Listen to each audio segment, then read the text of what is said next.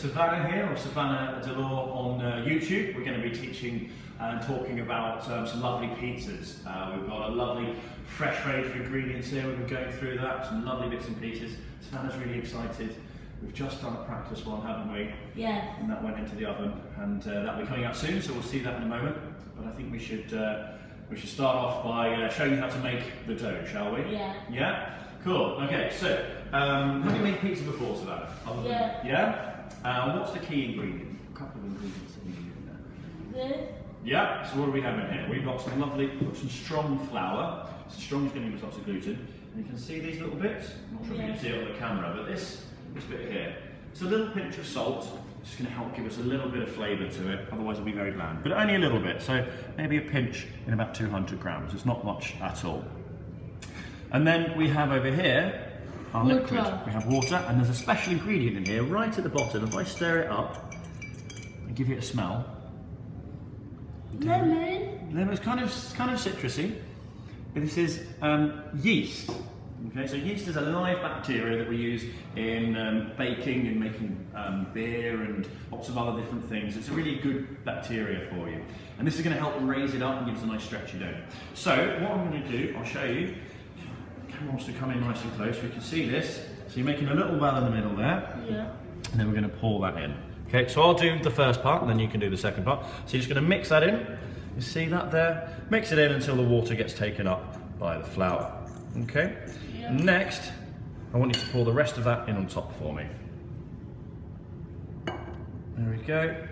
Lovely. I'll take rid of that. And if you can just stir that all together, and this is going to start, so this is going to get our nice bit of warmth. So we have warm water, yeast and flour. And in here we've got 250 grams of the white flour. We also have 130 grams of water, pinch of salt, and also three or four grams of fresh yeast. If at home you're using dried yeast, you just do half the amount that you use, because dried yeast is a lot more active. How are we doing on that? Brilliant. So once we get all of that bit together, let's get those last little bits off the side.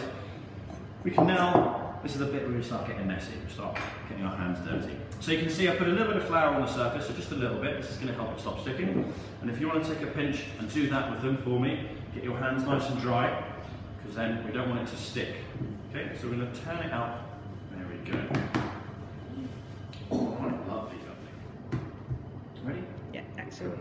All right, so now we need to turn this, because this is quite crumbly at the moment. This is going to be turned into some pizza dough. So this is the same if you're going to make bread at home. It's almost the same, we just don't flatten it out. So what we do is we push it down and stretch it out, and fold it back, and so we push and stretch, and you can see all these lovely bumps and rips and tears. Yeah. That's gluten. So strong flour has a lot of gluten in it, which means it gives us lots of stretch in it. So when we come to shape and get that base nice and thin later on, then we can use that gluten to help us. Okay, so push down, stretch out. Okay, so push and really stretch it out. Okay, so here we go. We'll have a go on that one forward. We keep doing this for about 5 minutes, or maybe less if we're a bit stronger with it. That's the way to do it. So now we'll roll it back together. If it's sticking to your hand like that, we've got some of the flour there. We can throw it together. And with this amount of dough, it takes probably about 5 minutes if you're working a bit slowly. But if you can really push and hard and build up a bit of an appetite with it, it'll take 2 or 3 minutes. Okay. So looking at that, that's it. So stretch. There we go, and roll back. Lovely. Come on, Dayren. That's it. Amazing. So this is real teamwork.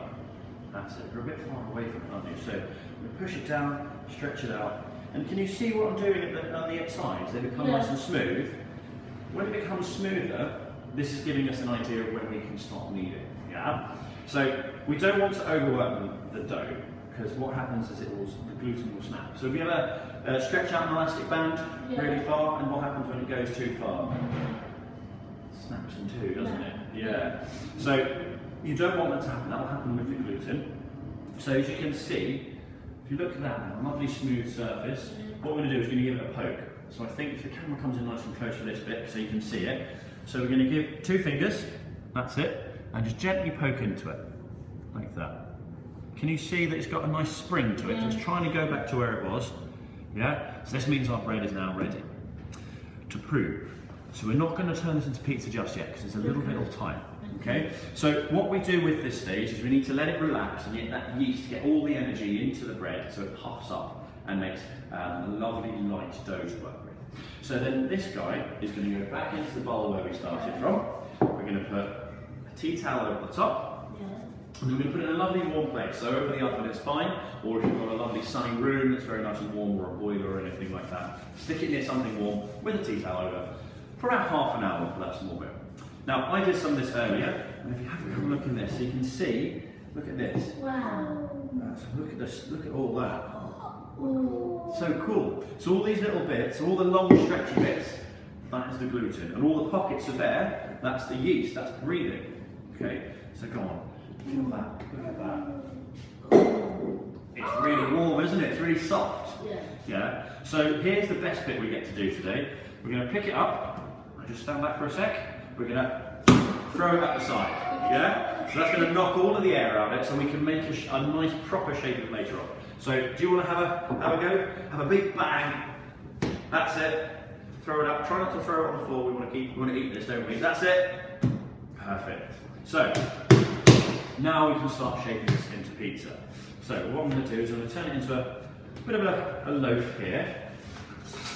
And then I'm just going to cut this into some dough balls. So a good pizza size of weight is about 200 grams. That gives you a nice, either a large thin crust pizza or quite a nice thick base. So I think we'll do one each, shall we? Yeah. Yeah, sound good to you guys?